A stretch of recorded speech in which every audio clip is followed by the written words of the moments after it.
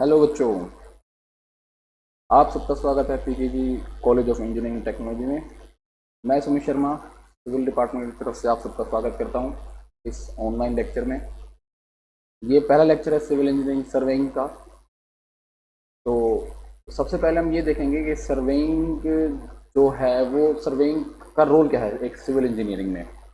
आप लोगों ने कई बार ये इस बारे में पता सुना होगा कि सिविल इंजीनियर का काम है सिर्फ कंस्ट्रक्शन से रिलेटेड, कि हाँ के कंस्ट्रक्शन स्टार्ट हुआ तो उसमें एक सिविल इंजीनियर की जरूरत पड़ी हमें। लेकिन क्या आपको पता है कि अगर कंस्ट्रक्शन स्टार्ट हुई तो सबसे पहले क्या हमें डायरेक्ट वहाँ पर एक्सकेवेशन और बिल्डिंग स्टार्ट कर दी, कॉलम खड़े करने शुरू कर दिए, हमने वहाँ पे एक्सकेवेशन स्टार्ट कर दिया? नहीं, ऐसा नहीं होता। तो सबसे पहले क्या होगा, वहाँ पर हमें सबसे पहले ये देखना होगा कि हमारे वहाँ पर कि जो हमारा कोई भी, अगर मान लो आपका ग्राउंड है, जैसे कि अगर हम बात करें, अगर मान लो आपके पास एक इस तरह का एक फील्ड है और यहाँ पर इसके ये रोड गया हुआ है,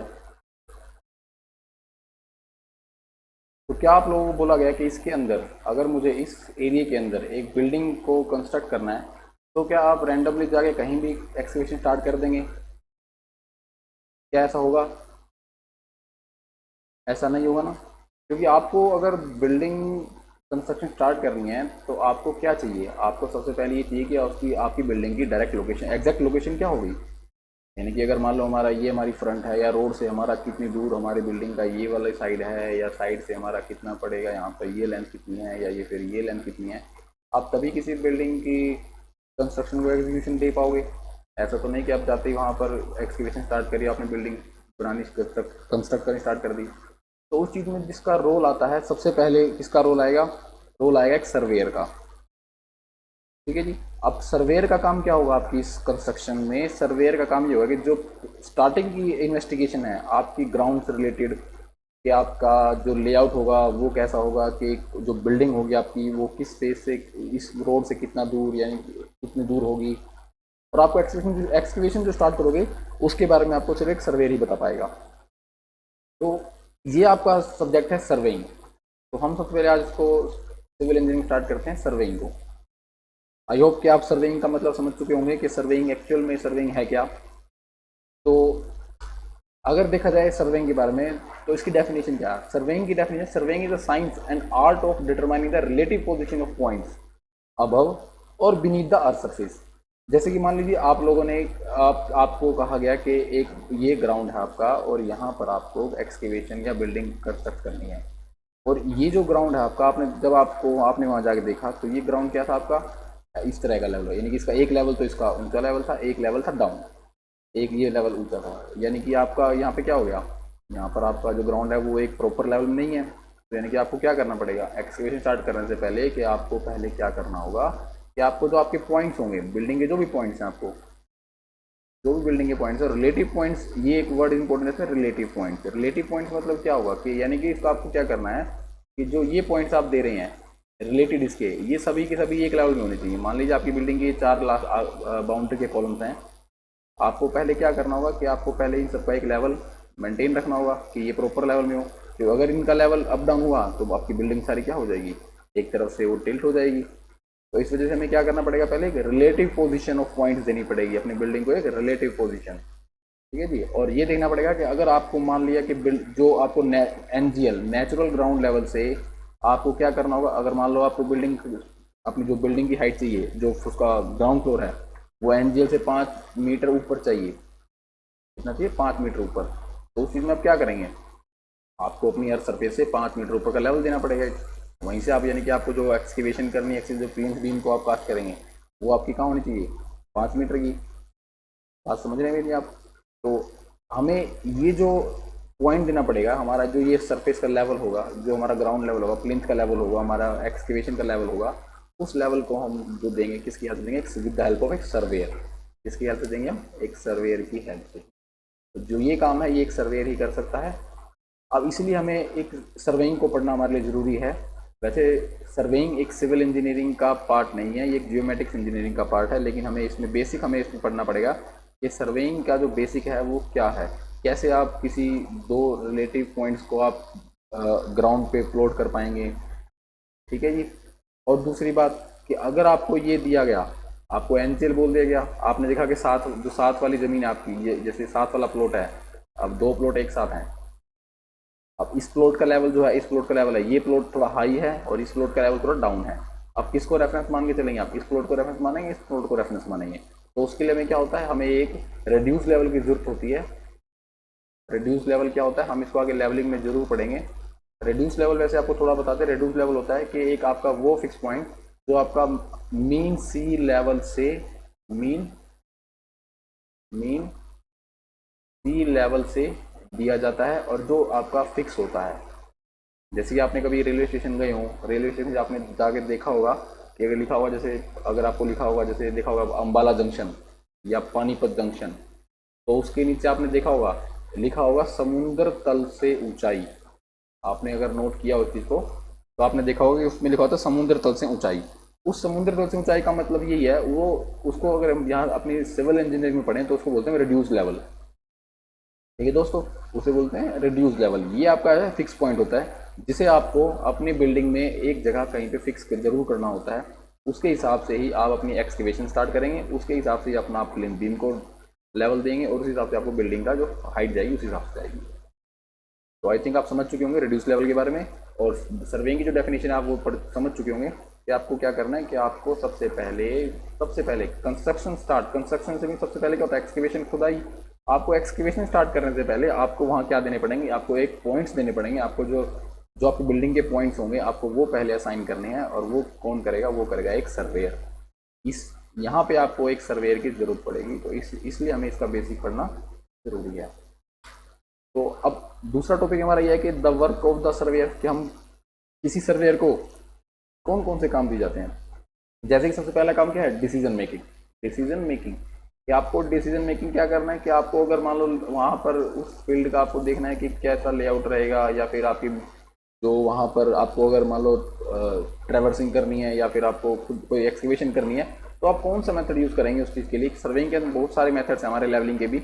लेवलिंग जैसे हम दो मेथड है, राइज और फॉल मेथड है, हाइट ऑफ इंस्ट्रूमेंट मेथड है, हमें कौन सा मेथड वहाँ यूज़ करना पड़ेगा, वो मेथड आपको कौन बताएगा, वो एक सर्वेयर बताएगा। दूसरी बात कि कौन से इक्विपमेंट आपके यूज़ होंगे लेवलिंग करने में, कौन कौन से इक्विपमेंट जैसे कि आपके पास एक इक्विपमेंट कौन सा होता है, आप देखें, आपने जरूर नाम आपने देखा होगा, कोई भी रोड कंस्ट्रक्ट हो रहा होगा तो आपने साइड में किसी एक इंजीनियर को एक कैमरा में देखता होगा, आपको सबको लगता होगा एक कैमरे में से कुछ देख रहा है, लेकिन आपको वो क्या देख रहा है, वो क्या कर रहा है, वो अपने रोड को एक लेवल में कर रहा है, और हर रोड के हर डिफरेंट पॉइंट्स पे वो लेवल दे जा रहा है। उस इंस्ट्रूमेंट का नाम है ऑटो लेवल। आपको बहुत सारे इंस्ट्रूमेंट हैं जो आपकी सर्वे में, वो एक ऑटो लेवल है, सबसे उससे बेसिक है डम्पी लेवल, थियोडोलाइट, जो हमने अपनी सिविल इंजीनियरिंग में ये बेसिक पढ़ने हैं। ठीक है, ये हमारे हो इक्विपमेंट। दूसरा हमारा काम है field work and data collection. कि अब फील्ड वर्क हमने करना है, हमें जाके ऐसा नहीं कि हमने ऑफिस में बैठे बैठे अपना जो ग्राउंड देख लिया, ऊंचा नीचा था, फोटो खींच के लिया और उसको उस पर स्टडी करना शुरू कर दिया। नहीं, हमें क्या करना पड़ेगा, हमें प्रॉपर अपने फील्ड में अपने उस प्रॉपर लोकेशन पे जाना पड़ेगा, साइट पे जाना पड़ेगा, वहाँ पर हमें देखना पड़ेगा वहाँ पे मेजरमेंट क्या रहेगी उसकी मेजरमेंट हमें देखनी पड़ेगी। कि अगर हमारा अगर मान लो जो भी साइट है वो उसकी जो लेवल है वो ऊंचा नीचा है, तो हमें क्या करना है, प्रॉपर मेजरमेंट लेनी पड़ेगी उसकी। हमें वहाँ पर अगर मान लो पिलर टू पिलर कोई अगर मान लो एक कॉलम से दूसरे कॉलम की डिस्टेंस है, वो मेजरमेंट करनी पड़ेगी, और उसमें अपनी डायरी वहाँ पर आपको एक फील्ड बुक होगी, उसमें आपको नोट करना पड़ेगा। तो वो हो गया recording data in the field. वो आपको हर एक चीज़ अपनी जो फील्ड बुक होगी उसमें आपको नोट करना है। अगर आपका कोई लेवल है वो नोट करना पड़ेगा आपको। अगर मान लीजिए आपके पास कोई रोड मतलब मेन रोड से डिस्टेंस दे रखा है, वो आपको डिस्टेंस वहाँ पर उसमें मार्क लिखना पड़ेगा। और या फिर कोई दूसरा रेफरेंस पॉइंट है, मान लिया कोई एग्जिस्टिंग बिल्डिंग आपके साथ एग्जिस्टिंग बिल्डिंग बनी हुई है और उस बिल्डिंग का आपको लेवल उठाना है, तो वो आपको मार्क करना पड़ेगा। ठीक है जी। तीसरा पॉइंट आता है कंप्यूटिंग एंड डाटा प्रोसेसिंग। फिर आपको क्या करना है, जो भी आपने मेजरमेंट दिया, जो भी आपने डाटा रिकॉर्ड अपनी फील्ड बुक में नोट किया है, उसको आपको उसकी मदद से आपको अपनी लोकेशंस को डिटरमाइन करना पड़ेगा। लोकेशन इन द सेंस के आपके जो डिफरेंट पॉइंट्स आप या रेफरेंस पॉइंट जो भी अपनी फील्ड पे आप ले रहे हैं, साइट पे लेंगे, उसको आपने क्या करना है, उसको आपने अपनी कैलकुलेशन से, जो भी हम आगे कैलकुलेशन देखेंगे उसकी मदद से आपको वो लोकेशन डिटरमाइन करनी है। ठीक है जी। तो ये कुछ काम हैं जो एक सर्वेयर को साइट मतलब किसी कंस्ट्रक्शन स्टार्ट करने से पहले करने ही करने पड़ते हैं। ठीक है जी। अब आपके सिलेबस के हिसाब से हम देखें कि फंडामेंटल प्रिंसिपल होते हैं कुछ सर्वेइंग के, हमें पहले वो पढ़ने पड़ेंगे। क्या होते हैं फंडामेंटल प्रिंसिपल? जैसे कि पहला क्या है? पहला है location of point with respect to to reference point. अब आप इस चीज़ का मतलब देखिए, with respect to to reference point. पहली बात तो समझ गए रेफरेंस पॉइंट, क्या आपको रेफरेंस पॉइंट जरूर चाहिए। जैसे कि मैंने बताया था कि अगर एक रेफरेंस लेवल होता है उसे बोलते हैं रिड्यूस लेवल, या फिर आपको कोई रेफरेंस पॉइंट चाहिए अपनी फील्ड में, जो भी आपको रेफरेंस पॉइंट आपको यहाँ मिल जाए। रेफरेंस पॉइंट मान मान लेते हैं हमारी बिल्डिंग, हमारा ये एरिया था, यहाँ पर हमारे ये कॉलम थे, हमें ये 2 पॉइंट पता थे। अगर हमें ये 2 पॉइंट्स पता है, क्या इन 2 पॉइंट की मदद से हम जो बाकी पॉइंट फाइंड आउट करेंगे, ये हमारे हो गए रेफरेंस पॉइंट। क्या हो गए ये रेफरेंस पॉइंट। और अगर देखें इसने 2 ही क्यों बोला कि 2 रेफरेंस पॉइंट, क्योंकि आप जब आपने ज्योमेट्री मतलब 10th में पढ़ी होगी ज्योमेट्री, तो आपके मतलब आपको पता होगा कि एक पॉइंट से आप अगर एक पॉइंट है, एक पॉइंट से आप दूसरा पॉइंट बिल्कुल सेम लेवल में या सेम लाइन में नहीं उतार सकते। फॉर एग्जांपल हम देखें कि मान लो ये पॉइंट आपके पास है और मैं ये कहूँ कि मेरी जो बिल्डिंग की लाइन है, मेरी बिल्डिंग लाइन इसके पैरेलल ना होते हुए 60 डिग्री है। अब 60 डिग्री किसकी 60 डिग्री है? इस लाइन की 60 डिग्री है। रेफरेंस की लाइन क्या है? इस लाइन की 60 डिग्री है, इस लाइन की 60 डिग्री है। मतलब 60 डिग्री वो किससे दे रखा है? अगर मेरे पास 2 पॉइंट होते हैं, अगर मेरे पास यहाँ पर मान लीजिए 2 पॉइंट है, यहाँ पर मुझे पता है कि इन 2 पॉइंट के जो मेरी नेक्स्ट लाइन है वो 60 डिग्री है, तो मैं इनको यहाँ ज्वाइन करूँगा। अब 60 डिग्री यहाँ से 60 डिग्री है, तो 60 मैंने यहाँ से ड्रॉ कर लिया, ये मेरा 60 डिग्री, तो मेरा पॉइंट आ गया तीसरा। और दूसरी बात, अगर मुझे और पता लग जाए कि इस पॉइंट से कितना एंगल है, तो जो ये जहाँ ये क्रॉस करेगा, मान लीजिए यहाँ पे भी यहाँ 30 था, जहाँ क्रॉस कर गया वो मेरा क्या हो गया? Third point. अगर ये मेरा ए पॉइंट था, ये बी पॉइंट गिवन थे 2 रेफरेंस पॉइंट, तो थर्ड पॉइंट क्या हो गया मेरा? C point. तो हम तीसरा पॉइंट अपने 2 रेफरेंस पॉइंट की मदद से निकाल सकते हैं। ठीक है जी। तो सबसे पहले location of point with respect to reference point में देख लेते हैं। पहला अगर देख लें, मान लीजिए हम कि हमारा 2 पॉइंट है ए और बी। ए पॉइंट है, बी पॉइंट है, ये हमारे पास 2 रेफरेंस पॉइंट है। हमारे फील्ड पे हमें पता है कि ये फिक्स पॉइंट्स हमारे। अब हमें पता है कि हमें तीसरा पॉइंट सी निकालना चाहिए, और सी पॉइंट निकालना है। अब मुझे उसकी डायरेक्शन का डिस्टेंस यदि ए से इतना दूर है और बी से इतना दूर है, मुझे सिर्फ पता है कि मान लीजिए यहाँ से ए बी से वो मान लेते हैं 10 मीटर की दूरी पे है, और ए से वो मान लेते हैं हम 15 मीटर की दूरी पे है। तो अब इसको ड्रॉ करने के लिए हमें यहाँ जो थर्ड पॉइंट सी देना है, इसको कैसे ड्रॉ करेंगे? हम क्या करेंगे, हमारे सर्वेइंग में एक सर्वेइंग होती है चेन सर्वेइंग, मेजरमेंट में काम आती है वो लीनियर मेजरमेंट के चेन सर्वेइंग। इसमें क्या करते हैं, हमारा एक फिक्स लेंथ की चेन्स होती हैं। एज आप टेप समझ सकते हैं, फिलहाल जब तक हम चेन को नहीं पढ़ते आप टेप समझ सकते हैं। जैसे कि आप फीता बोलते हैं, जैसे आप यूज़ करते हैं घर में भी फीता, जिसके ऊपर मार्किंग होती है 1 फुट 2 फुट 3 फुट या 1 मीटर 2 मीटर 3 मीटर। उसमें हम क्या करेंगे, हम ए पे रखेंगे, वहाँ से 15 मीटर को हम 15 मीटर मापेंगे, 15 मीटर मापा और लाइन ऐसे में कर दी। ठीक है जी। जैसे हम अगर देखें ए और बी को मिला है, हमने 15 मीटर लिया, और हमने 15 मीटर जहाँ भी हमारा 15 मीटर आया, हमने वहाँ से एक आर्क ड्रॉ कर दिया। ऐसे हमने क्या किया, इस ए बी लेंथ को जो हमारे फिक्स पॉइंट थे यहाँ पर एक आर्क ड्रॉ करी। फिर हमने बीच से देखा 10 मीटर, फिर खोला, हमने खोला यहाँ 10 मीटर खोला, और हमने यहाँ पर जाके एक दूसरी आर्क ड्रॉ कर दी। जहाँ पर हमारा ये क्रॉस सेक्शन, जहाँ पे ये इंटरसेक्शन आया, वहाँ से हमने इस पॉइंट को मिला दिया, हमने इस पॉइंट को मिला दिया, जिससे हमें ये पता लगा ये हमारा 15 मीटर आ गया, ये 10 मीटर आ गया, और जो थर्ड पॉइंट आया वो सी आया। यानी कि हम देखें तो हमारा इस तरह से कुछ बन जाएगा, वो ये ए पॉइंट, ये बी पॉइंट, और ये क्या आ जाएगा, सी पॉइंट। ये ए बी सी, और इसमें पता लग जाए ये 15 मीटर, ये 10 मीटर। यानी कि हम कह सकते हैं कि लोकेशन ऑफ पॉइंट, हमने एक पॉइंट लोकेट कर लिया with the help of 2 reference point, with the 2 reference point. अगर और देखा जाए कि अगर मान लो 2 पॉइंट हमको ए और बी यहाँ दे दें, ये ए पॉइंट दे दिया, यहाँ पर बी पॉइंट दे दिया, और हमने इसको ज्वाइन करके हमें बोल दिया कि जो थर्ड पॉइंट है हमारा, वो थर्ड पॉइंट इस ए बी के परपेंडिकुलर है, तो हम परपेंडिकुलर ड्रॉ कर सकते हैं। हमने यहाँ पर एक और बता दिया, ए से वो इतना मीटर दूर है और बी से इतना मीटर दूर है। मान लिया पॉइंट यहाँ पे आ गया, यहाँ से हमने परपेंडिकुलर ड्रॉ करके यहाँ पे हमने सी पॉइंट ड्रॉ कर लिया, और ये से क्या हो गया, 90 डिग्री। ठीक है, एक ये केस हो गया। अब एक और देखें, अगर मान लो ए हमें दे दिया, ए पॉइंट यहाँ दे दिया, बी पॉइंट यहाँ दे दिया, हमने ए और बी को ज्वाइन कर लिया। यहाँ से ए से अगर मान लीजिए वो किसी थीटा एंगल पे था, तो थीटा ए बोल देते हैं, और दूसरा बी से वो थीटा बी पे था, तो इस लाइन का एक्सटेंड करते हैं। जहाँ पर ये इंटरफेयर करेंगी वो पॉइंट क्या आ जाएगा, हमारा सी पॉइंट हो जाएगा। ठीक है जी। तो ये हमारा क्या हो गया, location of point with respect to to reference point. अगला हमारा working from whole to part. अब इसको समझने के लिए देखिए एक बात आप ये देखिए, आप ये मान लीजिए कि हमें यहाँ से ए से बी तक कोई भी एक डिस्टेंस हमारा, हमने इस ए पॉइंट से बी पॉइंट को हमने मेजर करना था, और हम ये मान लीजिए यहाँ पर ये है हमारा 100 मीटर का, 100 मीटर लेंथ थी। अब इसके लिए हम क्या करें, हम अपनी चेन सर्विंग यूज़ करेंगे, हम चेन लेके आएंगे। हमारे पास मान लीजिए साइड पे हमारा अवेलेबल चेन थी 20 मीटर की, 20 मीटर की चेन थी। हमने क्या किया, अब 20 मीटर एक उसका एक एंड यहाँ रखा, एक एंड यहाँ रखा, हमने यहाँ से 20 मीटर मेजर कर लिया। ठीक है जी। अब चेन का ऐसा है, अगर मान लीजिए आपने यहाँ पर फिक्स पॉइंट पकड़ ली, दूसरा पॉइंट यहाँ हो गया, और इन केस ऐसा हुआ मेजरिंग करते हुए आपने 20 ना मापते हुए आपने उसको 19.8 मीटर माप लिया। कितना मापा, 19.8। तो आपने यहाँ मार्क कर दिया एक पॉइंट। अब अगली जो, अब इस चेन को आप इसका एक एंड यहाँ ले जाएंगे, फिर 20 मीटर यहाँ मापेंगे, फिर आपने मापा, फिर आपने मापते फिर 19.9 माप दिया, फिर थर्ड पॉइंट ये लिया, फिर यहाँ से 20 मीटर, यहाँ से 20 मीटर, आपके हिसाब से तो 20 मीटर चेन है, और आप एक्चुअल मेजर कितना करें, 19.9, 19.8, 19.7। अब इस तरह से क्या हुआ, जो ये 0.2 का एरर है, अब आपको क्या लगता है कि ये सिर्फ यहीं तक, यहीं तक एंड हो गया? नहीं, ये 0.2 एरर आप जितनी बार अगली कैलकुलेशन करेंगे हर बार ये 0.2 का एरर ऐड होता जाएगा। 0.2 यहाँ हुआ, 0.1 यहाँ हुआ, 0.0, 0.3 यहाँ हो गया। तो आप देखेंगे कि अगर मान लीजिए कि ये आपने पूरी लेंथ मेजर करनी थी और आप हर बार एरर लेके चल रहे हैं, तो जो लास्ट में आप इसकी लेंथ निकालेंगे, क्या वो लेंथ एक्चुअल होगी?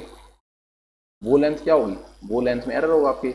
और यही काम हम क्या करते हैं, इसमें प्रिंसिपल में जोड़ लिया कि working from whole to part हम करेंगे कि जो भी हमने काम करना है, जो भी हम काम करेंगे उसको हम पार्ट्स में डिवाइड करके काम करेंगे। इनकेस हमारे पास एक ये ग्राउंड था, हमने इसकी मेजरमेंट कर दी, हमने इसको 3 बराबर इक्वल हिस्सों में डिवाइड कर दिया।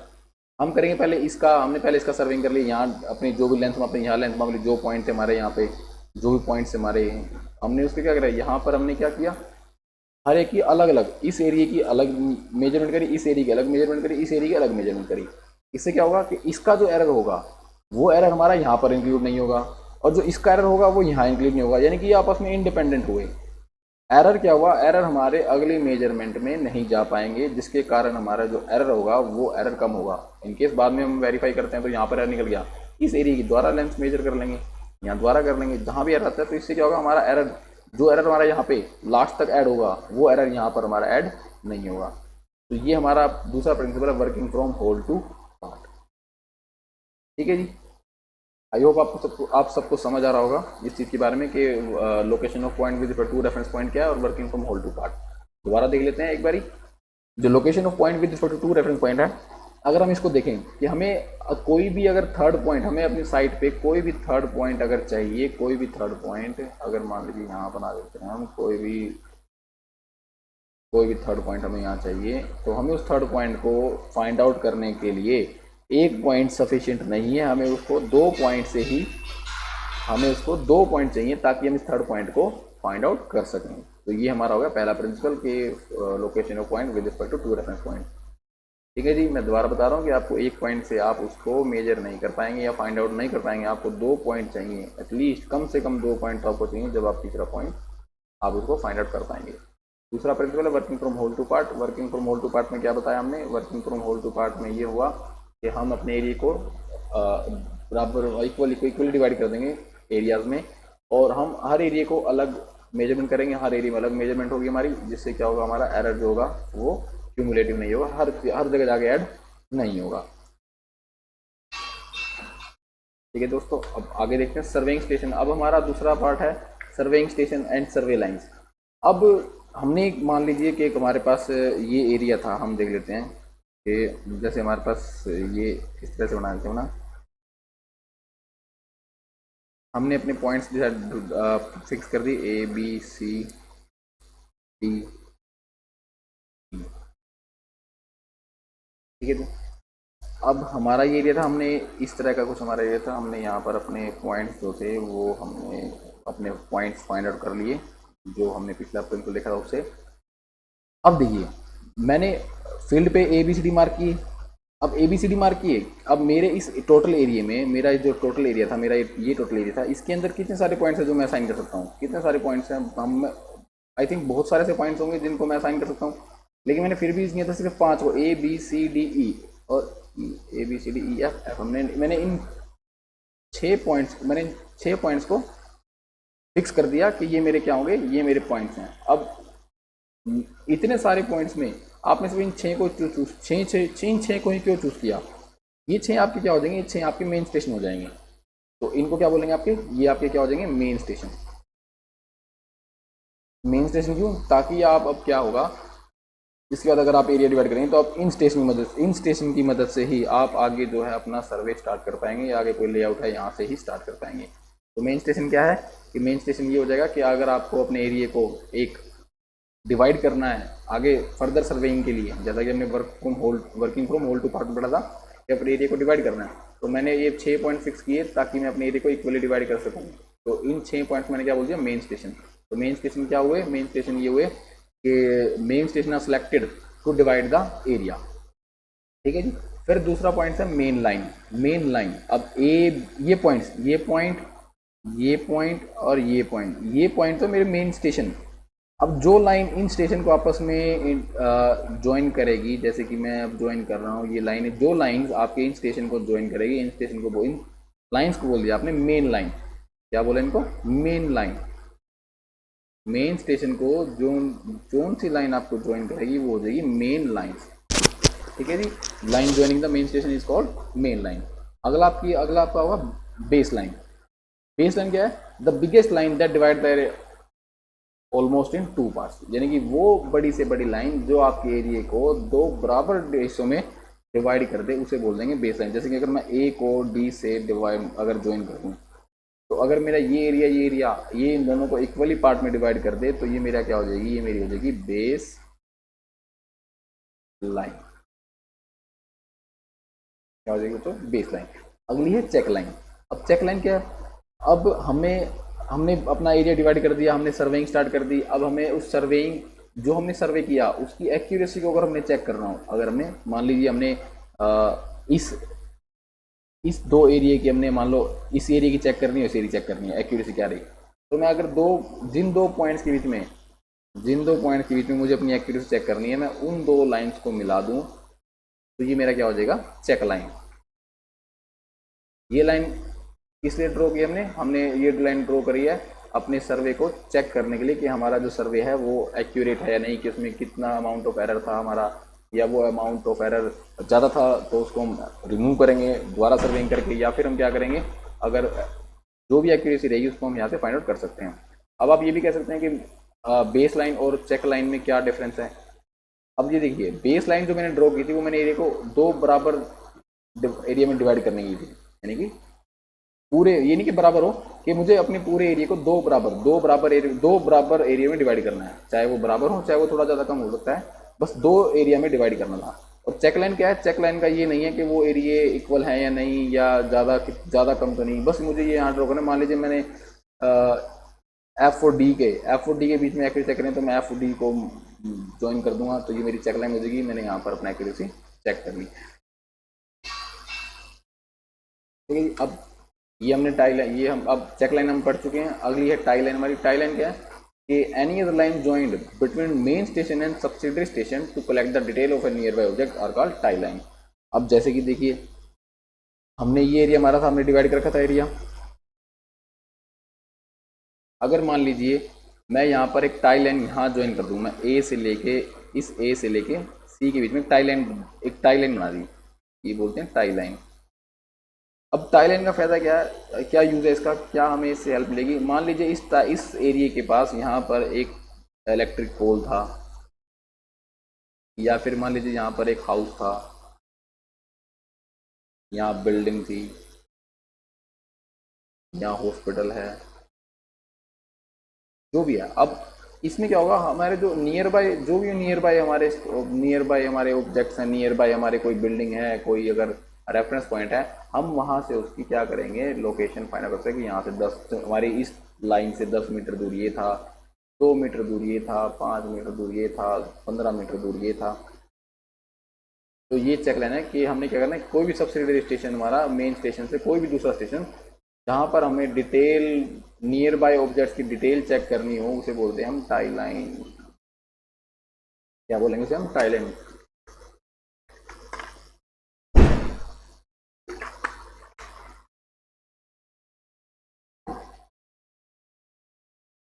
अब अगला पार्ट हमारा ट्रैवर्सिंग का। चलिए दोस्तों, ट्रैवर्सिंग है। ट्रैवर्सिंग क्या होती है? थोड़े आपको अभी अभी आप एडमिशन अभी अभी आपने सिविल इंजीनियरिंग में अभी कदम रखा है आपने, ये आपका थर्ड सेम में ही आती है। तो ये थोड़े अजीब से वर्ड जरूर लगे आपको, अजीब से वर्ड, लेकिन एक बार इन वर्ड के यूज टू हो गए तो फिर आपको इनसे प्यार हो जाएगा। तो ट्रैवर्सिंग देखते हैं हम। ट्रैवर्सिंग क्या है? Traversing is that type of survey in which number of connected survey lines from the framework and the direction and the length of the survey lines are measured with the help of an angle measuring instrument। आप पहले देखिए traversing क्या है।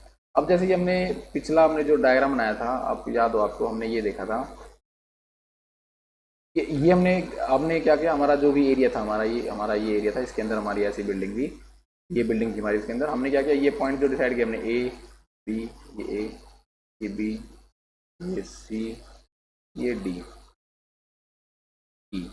अब मैंने जो ये point fix किए, अगर मैं इन पॉइंट्स को क्या करूँ, ज्वाइन, सभी पॉइंट्स को ज्वाइन कर दूं और अपने बिल्डिंग का अगर एक टॉप व्यू देखूं, तो लेआउट देखूं, तो ये मेरा क्या हो जाएगा, ये मेरा एज एक ट्रैवर्स बन जाएगा। क्या बन जाएगा? ट्रैवर्स। ट्रैवर्स क्या आप देखिए, traverse is that type of survey in which a number of connected survey lines,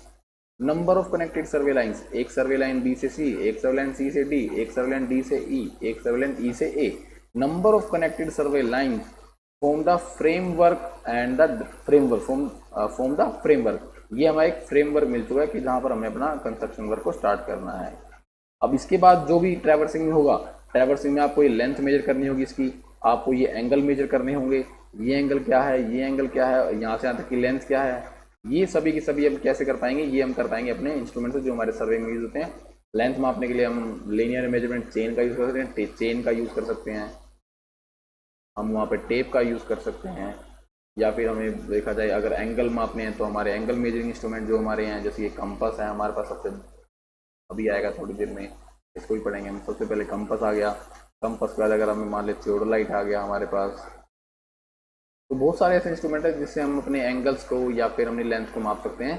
तो इसमें भी लिखा हुआ है and the direction and the length of the surveillance, कि उसकी क्या डायरेक्शन है, कि वो ये डायरेक्शन क्या है उसकी, कितना डिग्री एंगल पे था, ठीक है, with the help of angle measuring instrument and tape और चेन सर्विंग। तो एंगल मेजरिंग इंस्ट्रूमेंट हमारे कौन से हो गए, हमने देख लिया कि एंगल मेजरिंग इंस्ट्रूमेंट हमारे हो गए कंपास और थियोडोलाइट, और टेप और चेन क्या होगी हमारी, ये आ जाएगी हमारी यहाँ पे लेंथ को मापने के लिए, किस को मापने के लिए, लेंथ को मापने के लिए। और एंगल मेजरिंग को मापने के लिए हम क्या करेंगे, अपना जो भी कंपास वगैरह यूज कर रहे हैं उसे बोल रहे हैं ट्रैवर्सिंग।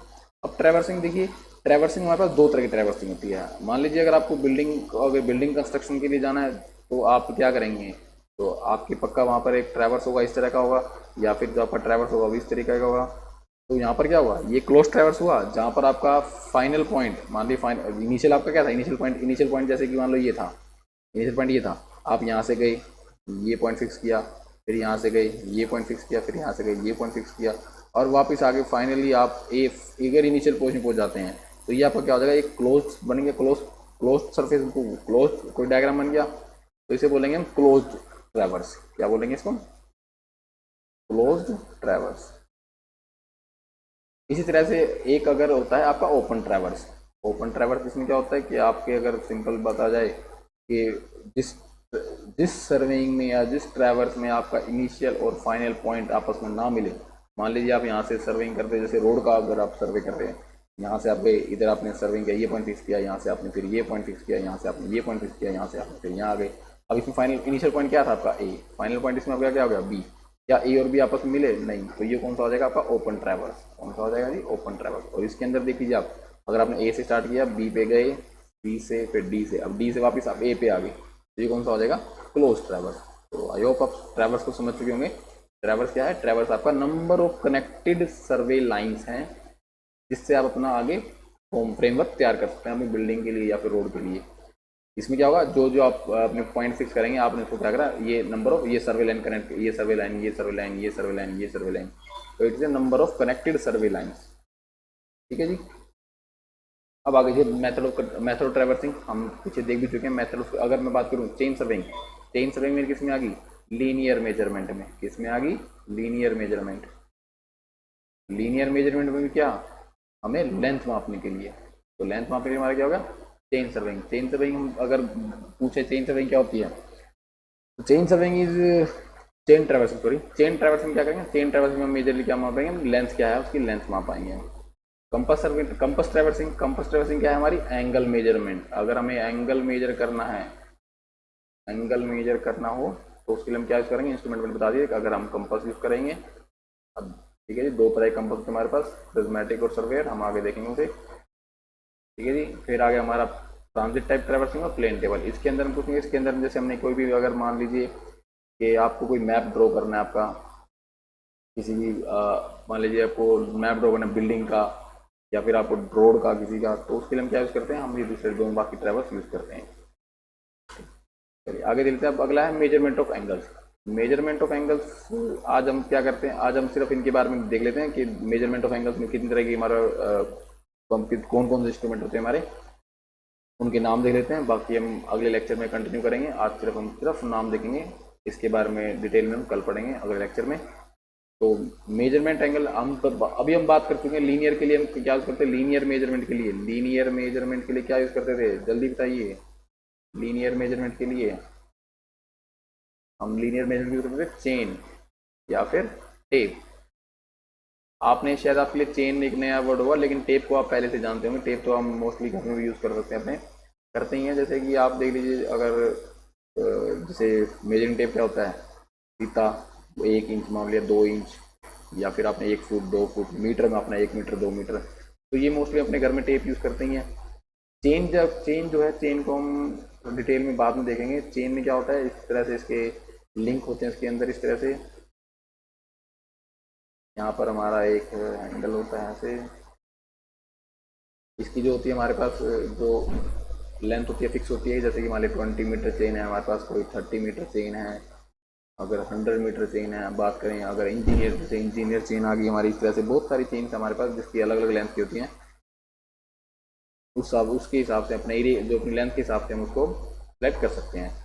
अब एंगल में आ जाओ, तो एंगल मेजर करने के दो तरह के हमारे, प्रिज्मेटिक कंपास और सर्वेयर कंपास। इसको हम डिटेल में अपने लेक्चर में पढ़ेंगे। आज के लिए थैंक यू।